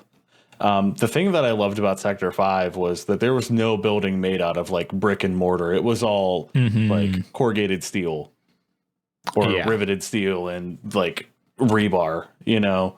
So like you could really feel the poverty stricken area. Kind of unlike Sector 7. Sector 7, you could tell it was a little dirty and poor, but like they had a train station. Yeah. They had the bar. Yeah. You know what I mean? Like that's accurate to the original though, where like all of Midgar is supposed to feel poor, but you can tell which ones are a little better. 5 is supposed to be more poor. Right. Sector 5 is the slums per se. Right. And then Walmart, it is even kind of like a millionaire lives here. Yeah, Slumdog Millionaire.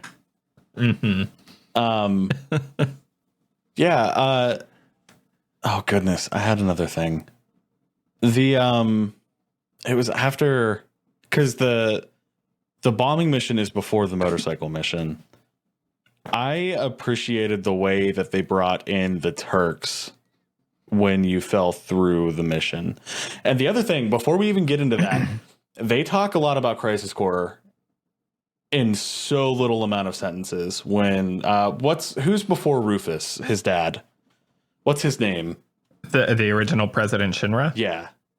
I don't remember his first name. Okay. President Shinra, whatever. I keep wanting to call him John DiMaggio, but that's Heidegger. That's who plays Heidegger. Heidegger, yes. Who also played Waka and Kimari in Final Fantasy X.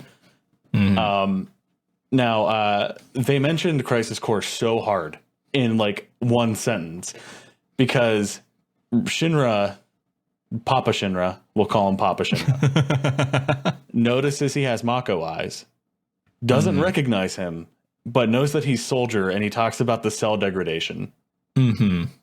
So he's implying that he's a Sephiroth clone, which is an S-type soldier. But what's interesting about S-type they don't die. They don't like do the cell degradation like the G-type soldiers. Mm-hmm. Which, if you remember later on when they're in the conference meeting, they had the S and G-type soldier prototypes or whatever. I remember that bit of dialogue. Okay, G-type references Genesis. Genesis is another character in Crisis Core. Yeah, and then it just outright showing at least one sequence from Crisis Core. Right. Like outright recreating a cutscene. Yeah. But just like, they showed some Crisis Core stuff, but like knowing that knowledge, I was like, oh shit, like they're going to do this, you know? Sorry, I had to turn on a fan. It got really hot. Well, yeah, and now when I tell people, yes, you should play Final Fantasy VII Remake, I also have to tell them, you should probably play the original first, and even though I haven't done it, you should probably play Crisis Core first. Right. You should, at the very least, play Crisis Core before you play the PS1 or original, you know? If you don't want to know where it all came from. But, well, I don't think you play Crisis Core before the original, because that ruins the... it's kind of that Star Wars debate where it's like, do you watch the prequels and then ruin the reveal in episode 5? It's kind of that. Yeah, no, I get you. Are there any other major changes before the ending? Let me think here, because we mostly just additions, fleshing things out. Yeah, kind of just world building and. But I do want to take like an extra second on the cross-dressing scene, because I thought they did it fantastically. You know, when what's his name? The honeybee in Andrea's fine. Yeah, Andrea. I think that's right. Yeah, it's Andrea, but I don't remember if we were given a last name. I kind of like how they took the new generation age approach of male or female doesn't matter. Beauty is beauty. Yeah, they again, they just leaned so hard into it. People that like whine about today's culture being too easily offended. The problem is they're not rubbing together enough brain cells to actually figure out what we tend to find offensive and what's not. Right. And so they haven't figured out that, like, why would we think that having a character cross-dress in a story is inherently offensive? It matters what you're doing with it, what you're trying to do. And I know we went over that and why that's not offensive, at least in our opinions, in our spotlight on the original game. But here, again, they went into it and they said, no, we know this moment wasn't offensive, and so we're going even harder with it. Yeah. And you can deal with it. And this is going to be just a whole chapter of just odd sexual discomfort if you're a bit closed-minded. Right. And, you know, even in the original, it was sort of comedic still in the remake, but for different reasons. Like when we talked about it in the original 7 spotlight with Daniel Tidwell, he said that the joke there is mostly Cloud's discomfort. And part of that is still Cloud's discomfort. Yeah. And it still is. So the moment that Tifa recognizes him and he says something like, nailed it. Yeah, I know. Let's move on. Yeah, exactly. That's what sold it. Or something like that. And it was one of the funniest moments I've ever seen in a game, because or if you go back to the honeybee and after, because before that, it's asking all the questions. Because like before that, he was being kind of like quiet, uncomfortable, like nobody noticed me, don't talk to me, don't recognize me. She recognized him and he goes with nailed it. Yeah, I know. Let's move on. Yeah. We're not talking about this. Yeah, absolutely. And it's still about the humor of this dude that always wants to come off a certain way. And having him experience, you know, not his necessary, like not necessarily his own preference of how he wants to approach or appear anything. It was it was amusing to see his discomfort, but it was also very intriguing to see the other side of the paradigm at the same time. For them to jump into a character who's not at all uncomfortable with it, and for the game to just go, hey, people like this guy exist and like deal with it. What's wrong with that? Yeah, like, who gives a shit? He's not even really played for like humor. Yeah, no. I mean, the character is funny, but like it's not funny that he's it's how dramatic he is more than it is. It's not funny that he's gay. It's not funny that he dresses unusually. Hell, I even just assumed he was gay. Maybe I shouldn't be doing that, but the humor is just that he's the theatric. It's the same joke as Roche. Yeah.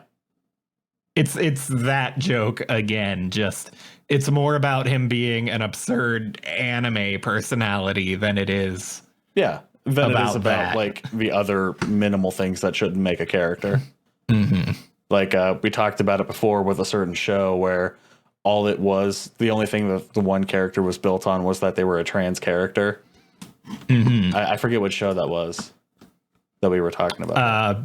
That was me complaining about Sabrina. That's it, yeah. Mm-hmm. Where it's not just that this one thing is about that character. It's so much more than that makes his character entertaining, or other, qualities that you could describe them as, versus just the one thing that, I know what I'm trying to say, but I also don't want to step a certain boundary. Was the character that you do the squatting competitions with, like the leader of that little group, was that meant to be a trans character? I'm not 100% certain, because the wall market, like if you look at the world of the wall market, it's kind of just an open freelance, do what you want to do what you love, and do it as passionately as you want. Yeah. So I don't know if that was a gym trainer who liked makeup and wanted to have the long hair. Sure. Because I mean, I'm thinking about it, and I don't remember seeing necessarily feministic qualities to the character or male qualities that stuck out more than the other. Sure. I'm just wondering if it was just, hey, this is my style, deal with it. Yeah. It's almost kind of better that it didn't really say either way. It was just, hey, there's something. This is me. I won't apologize for it. Which is much like the wall market attitude. Yeah. So like if, maybe it's best that I'm not really sure what was supposed to be the case with that character. I could just tell, hey, there's something a little unique, let's say, about how this person's expressing their gender, and maybe it would have been worse for them to outright say it if that's what they were going for. Right. And it sucks that it would have to seem that way. You know what I mean? I mean, in that, like, because they didn't go out of their way to say it, it feels natural to me. It feels like it comes from an honest place. Oh, I see what you're saying. Okay, never mind. That's what I mean. And same for like Andrea, who I don't think they technically said was gay. No, I don't think they ever did. I just think he has a passion for beauty. Yeah, and so he feels like, and so he might not even be, and so in either direction, it feels more sincere that way. Not that media should avoid acknowledging that characters are gay, but when it's not relevant to anything, and there's no reason to say it, then it feels a bit more sincere. It doesn't feel like, the recent Power Rangers movie trying to get special bonus points for a character casually mentioning that they're gay in a throwaway line. Right. Or, qualities of, color of skin shouldn't be the defining point of that character, or ethnicity or preferences or creed. Unless it's a show about different creeds, then that would make more sense. But you know what I'm trying to say. But yeah, they make it so that way it's not, oh, it's the one who's gay. It's the dude who runs the honeybee. Yeah. You know what I mean? Yeah. And I really appreciate how they handled everything in that scene. Okay, we're approaching 2 hours here, so we have got to move on to this ending because it is a big one. This is big. To remind Dalton in the future, if I said anything that sounded really awful, make sure to keep this part in because I mean goodwill on anything and everything. I don't mean to diminish or punish anybody for being who they want to be. I am also nervous about having approached that conversation, and I'm hoping I didn't say anything dumb as a straight white cis male, but right. We got to be careful. Yeah, anyway. Just assume we're on everyone's side. If I did, please keep your tweets polite. Call me out, but please don't try to don't cancel culture us, please. We tried. Yeah, don't ruin our careers, please. We don't mean it, I promise. Okay, this ending. Okay, well, before we do that, whispers. We got to talk about the whispers. Whispers, okay. I mean, you don't really understand whispers until right up until the ending. Until Red 13. But the big reveal is that the whispers are here to keep you from changing destiny, the course of events, destiny, fate, into something other than what it is meant to be. And that what it is meant to be is apparently the original game. Yeah. And therefore, this game, while kind of a remake, is technically more of a sequel because the original game happened. Is that what they're implying? This is a time travel story. Okay. So this is a time travel story where... Well, they were showing visions of what would happen. Well, yeah, so there's that. They keep flashing forward to events that happen later in the original game, and maybe they will, maybe they won't happen here. But they keep flashing forward to those, and then it's kind of hinted that you are now trying to avoid that reality. When I say time travel, like it might also really mean like alternate dimension, parallel timeline, whatever the case, but there's time shenanigans of some sort happening here. Oh, absolutely. And the original game happened, and Sephiroth is also seeking to avoid those events. Does that mean he knows what happens? That's what I'm getting out of this. Mm-hmm. I'm also seeing, I don't remember the details well enough to make this argument for myself, but I'm seeing hints that Aerith might know too. Right. Nobody knows for certain. The only thing that's very clear is that the original has happened. Sephiroth, there might even be multiple Sephiroths here. We can't really tell. Everything is so Kingdom Heartsy. In a way. That now people are speculating on like, well, there's 3 Sephiroths in this game, and this one is Sephiroth A, and this one's B, and this one has these motivations during this story. Yeah. And like, you know, so I'd like say the more Sephiroth BioShock Infinite than Kingdom Hearts. Yeah, sure. so like the Sephiroth that Cloud keeps seeing through the game, like, is that like how often is that you know, his brain screwing with him? Is it ever a Sephiroth that belongs in that timeline? Is it always this version of Sephiroth that's aware of everything when it is a real Sephiroth? Well, hold on. Because the Sephiroth, when it's specifically Cloud, like, you know, when they're just engaging, you know that that's just a figment of his imagination, because there's a point where they show, it's in Hojo's lab, where they show Cloud and the rest of the gang, and you still see Sephiroth. There's scenes where you see Sephiroth, but when you look at it from like other players' perspectives, he's not there. Sure, so that's clear, but even then, when you see that real one, like, is that even the same one who's at the very end of the game? And is he the one that there's references to Cloud having killed before? Like, are Sephiroths here from other dimensions. How many do you actually see in this game? I think you really only see the one minus his, imagination. Yeah.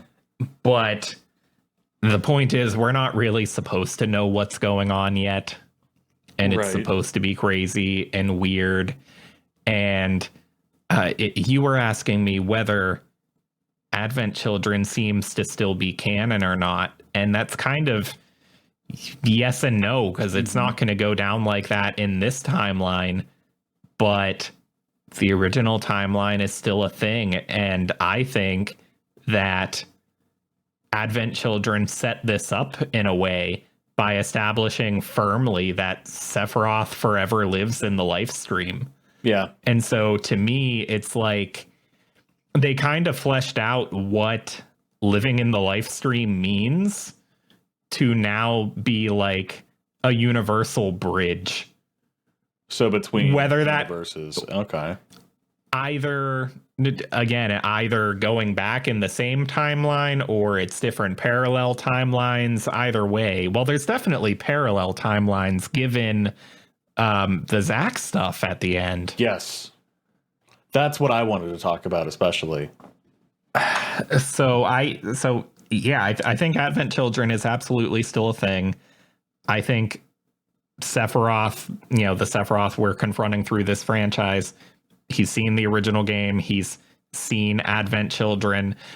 And then even like the three like whisper bosses that you fight, I initially fighting those, paying attention to their weapons, I initially thought they were future versions of Cloud, Barret, Tifa. Right. And then like if you used based on like there was one that fights with a sword, one that shot projectiles, one that just fought with their hands. I thought that was the idea, and I also did the what's the name of that materia again? Assess. Assess. I used assess, and it outright said like, "Hey, these are beings from the future." And it kind of said the same thing we know of the Whispers, but it said like these are three beings from the future, and I assumed it was your 3-player characters. Apparently, there's a translation from a fan translation from the Ultimania book that we don't have yet, where one of the writers or directors supposedly, again, haven't read it myself because it hasn't really been translated, but supposedly those are actually the three brothers from Advent Children. That would make sense too. Yeah. One used a sword, one used a gun, and one used his punchies. And so with them tying in Crisis Core this much, not really surprising to see them tie in Advent Children. Yeah. Especially when Advent Children establishing Sephiroth and Aerith as living forever in the life stream, like that gives them precedent to just add on to what that can possibly mean and say, screw it, that means time travel too now. By use of the life stream. Why not? Okay. Yeah. And then you get the flashback scenes of Cloud and Zack. And the one scene that really threw me was where he's supposed to die. And he goes, huh, that was it? And then he picks up Cloud and goes, hey, Cloud, this is Midgar. Let's go. Yeah, and so that's bizarre and confusing, and people don't necessarily... I don't know what that means. Here's the thing, is that, like... Here's what I'm getting from it. Without the Whispers existing, with you having defeated the Whispers, or at least, like, the Arbiter of Fate, without them being there to control destiny... Like, those beings are interdimensional. So it wouldn't affect the events of your own past, but it would prevent them from keeping things straight in other universes. So I think they're saying that with you having destroyed Fate, there is at least this one other timeline. Okay. And it is a different timeline because they zoom in on that, like, Shinra mascot on, like, a chip bag, and he's different. And so they're saying you just directly caused Zack to live in this other timeline. Okay. As for whether that's just a, oh, hey, by the way, you're affecting other timelines, or whether it means future games are going to get real weird with it and have you like I don't know if you're going to see more of that, I guess is what I'm saying. I don't know if we're going to explore that timeline, if characters are going to somehow timeline hop, if our Cloud is going to meet that exactly. We have no precedent yet to know, can people jump between timelines? I guess maybe Aerith can, since she might, like Sephiroth, have also kind of time traveled with knowledge of the future. It's bizarre, man. That ending, there's a lot going on. This ending also made me think like it could do like a Final Fantasy VIII thing where you're not just playing the main three. You could be playing Cloud, or not Cloud, but Zack. Different time framed characters. Like you could even play Sephiroth for like a main chapter, or because I'm also wondering like what they're going to do with like Vincent, because his character had its own entire game. And like, because for those who don't know, Vincent is like the embodiment of chaos, if I'm not mistaken. So like, who knows? We might understand. Maybe he won't get that, or the vampire power upgrade, and you know what I mean? There's so much here and maybe set. It may be like supposedly, like I don't know, people keep getting conflicting different messages from different people involved in this franchise. But if hypothetically they keep doing this route where like they mostly remake what was in the original game, but then they throw a big weird twist here and there, like, does this eventually lead to you gamifying Advent Children, or reworking elements of Dirge of Cerberus, or making a sequel movie to both? Like, what if this isn't like 3 games? What if this is like 7 games, and one of them is Advent Children and one of them is Dirge of Cerberus? Right. Or they just find a way to naturally... Now, I don't even know how you would do it. I was going to say work those into the rest of Final Fantasy VII directly, but with them both taking place after, I have no idea how you would. I don't know. There's so many places they can go here. And so on one hand, I don't know if I want to speculate any more about exactly where this is going, because at the end of the day, we're not supposed to know. And I did not take enough notes to argue the topic. Yeah. But this is controversial. And my feelings have gone back and forth on whether this was a good move or not. This thing where this was a stealth sequel and not truly a remake. And people are raging and calling it like false advertisement because this isn't a remake. And I'm like, isn't it though? Right. Isn't it kind of both? And like, even if like technically you're like, no, sequel means this, it's definitively a sequel. I'm like, I still got what I was expecting out of it being a remake, though. I still got to play through Midgar with minimal changes, and mostly just additions. And mostly good changes. Yeah. And so like, I don't know if I'm upset about it now. Like, I will be upset, I think. I don't know. We'll see when we get there. I think I will be upset if we get to the next entry and they don't finish remaking the original. Like I said, maybe the approach is keep largely adapting the originals and then throw big twists in here and there. If we don't get to explore most of the rest of the world of the original and most of those plot lines, that will upset me. If the next game immediately goes full-blown time travel, dimension hopping, all that stuff immediately, and you don't actually play out the original story, then I will be upset, because then I will feel like, no, I didn't get that remake I was waiting for. I got a remake of Midgar, and then I got a totally different series. Right. Well, let me ask you this. What if they don't kill Aerith in this game? So that's a big one. What is that people thought? Are wondering, because there's several ways that, like, now that they've firmly established, like, The whispers are really kind of a personification of the fandom telling them not to change things. And them killing them off at the end is kind of them saying, like, no, I'm not dealing with this. I'm not listening to this. We're going to tell the story we want to tell. And so they're firmly establishing from this point on, we can do whatever we want. And on one hand, it scares me because it means they don't have to adapt Final Fantasy VII anymore. On the other hand, the original death of Aerith, a lot of its impact is just how shocking it was. It was just a major surprise people did not see coming, even if it wasn't quite unprecedented for the genre.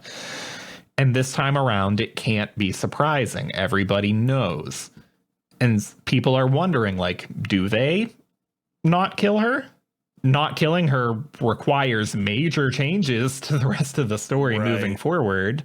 Do they not kill her? Do they not kill her, but then just kill her at a different moment later on? Do they kill another character there instead, which would be surprising, but would again fundamentally change the story? Like, if you kill off, like, let's say Tifa there instead, like, I don't know, it's shocking, but it doesn't make sense with the original plot line and how the story gets resolved and just the general themes and everything. And so at the end of the day, I guess whatever they decide to do, with so much of the initial impact being the surprised, it is really neat that whatever they do, it is going to surprise me again. Yeah, no, I'm in agreement with that. The fact that I am going into this simultaneously with the mindset of, oh, I'm going to experience a remake of something I loved, but also going into it with the mindset of, I don't know what's going to happen somehow at the same time. Right. That's kind of amazing. Figuring out a way to pull that off where people that know the original can be surprised again. If they do the exact same thing, if they still just kill her at the same point in time, it'll still surprise me. Yeah. Maybe they succeed in. He's like, no. Yeah, from another dimension. Just exactly, shows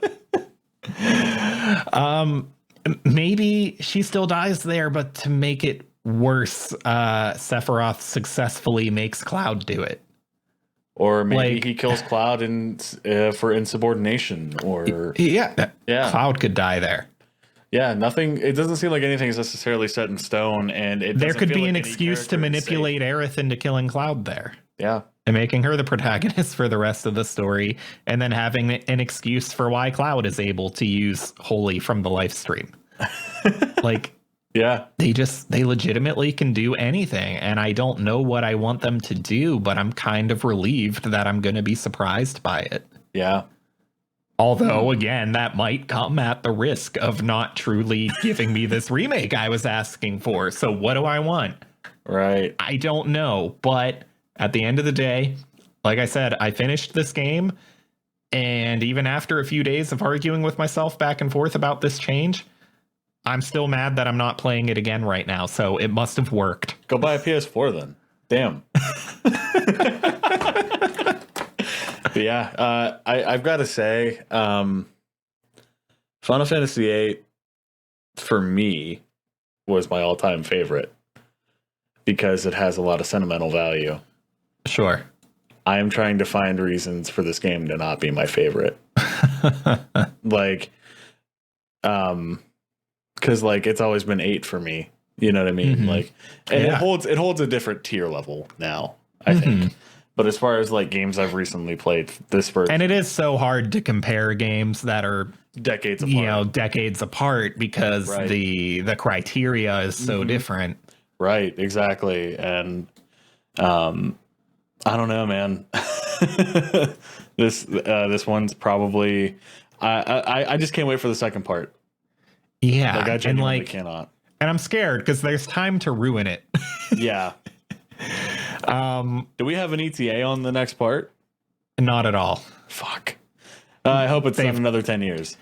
They've told us nothing, and it's scary because, like, I guess there's been talk of, oh, if we make the parts smaller, we can get them out faster. And I'm like, okay, first of all, that better mean you're not charging $60 for them. But second of all, that doesn't get them out faster because you're still making the same amount of game. I'm worried about how long it takes to get to the last game more than I'm worried about how long it takes to the next one. Right. I don't know if they finished this story in 5 years or in 20, and that's a little nerve-wracking. Yeah. Because I'm loving this right now. Yeah, I'm loving this right now, but they could easily screw it up at any moment. And I don't know how long they need to successfully not screw it up for. And I don't know how many entries through which they need to not screw it up for. Yeah, they're walking so what's on scary, a fantastic and dangerous line. Yeah. And what's scary is that if they pull this off, this will be my favorite game I've ever played. Because the original is my favorite game. And it being a complete story is the only reason I have to go back to it right now. If they screw this up moving forward, I won't play this game again, and I won't recommend it to people, and it's just going to be soiled. It's like the amazing Spider-Man movies, the in-between failed trilogy of Spider-Man movies. Like they're not good, but there were enough qualities that like I enjoyed them anyway. I know they're bad, but Andrew Garfield and Emma Stone were so good that I liked them regardless. Right. Them not managing to finish that trilogy, it ending on a cliffhanger, and not getting to be finished, even though I liked those movies and I watched them a lot when they were relevant, I will never watch them again until we cover enough other comic book movies on this show that we need to go back to those ones for content. Right. Like that'll be the only time I ever watch them again. Yeah. No, I agree. At the moment, this has the potential to be my favorite thing ever made. It also has the potential to one game from now become no, don't touch that for any reason. I mean, you'd have to play the whole game to find out anyway. So I don't know. We'll see. Either way, we still have to play the bad games, Dalton. We still have to play the bad ones. Those are the rules. Yep. So you're going to play it whether you like it or not, buddy. All right. Well, are we done? I guess so. I mean, our fanfare will be playing here in a minute, so it'll... Oh, I do have one piece of speculation. Sure. And I'm not the only person I've seen suggest this, but I did... Joke. I'm upset. But I did realize this before I saw other people suggest it. The next game... I complained a little bit before that they called this game Remake and they didn't call it Remake Part 1 because I felt that that was misleading to people. And there were people that bought this and didn't realize it wasn't the whole story. I now realize that the word remake in the title, it kind of means remake. It also means remake in terms of the story because they're remaking Destiny or a timeline or however you want to look at it. Things are being done again differently within the context of the story. I believe that the next entry of this game is not going to be called like Remake Part 2. I think you're going to get a series of games that are like, let's say, Remake, Reunion, it's all going to be re-something. Re-something else. Final Fantasy VII Return to Cosmo Canyon. Yeah, they're return. They're just gonna keep using it as a prefix to something else, but they're never gonna call it Remake Part 2 because remake does not literally mean the way we normally look at that word. And then they released the first part of it again, but call it Final Fantasy VII Rerun. And if some people call that misleading, remakes in the title and it's not really a remake and okay, I was there, but now I'm like, that was part of holding the reveal though. Yeah. I would not have wanted to go into this knowing that it was a stealth sequel. Yeah. And not really a remake. And I don't feel like I was misled or misadvertised to. Right. I feel like I just got a game with a pretty cool plot twist that would have been ruined by them marketing it to me any other way. Yeah. So I'm good with it. Yeah, I'm happy with it. I'd like to see more Crisis Core stuff get involved in the next game at least. If not, like allude to it more because it's kind of cool. Mm-hmm. Give more of the lore behind the PlayStation 1 game instead. Maybe the next entry is building to work. So maybe the next entry is mostly Crisis Core, but with Zach living at the end. Yeah, that'd be kind of cool. But all right, I think we are done here. So thanks for listening, everyone. And we'll see you on our next, I almost said spotlight episode, and then I wasn't sure what our next spotlight was going to be. So on our next episode, whatever that is, yet another Geek show. I don't know about you, but I could kill for a shower right now.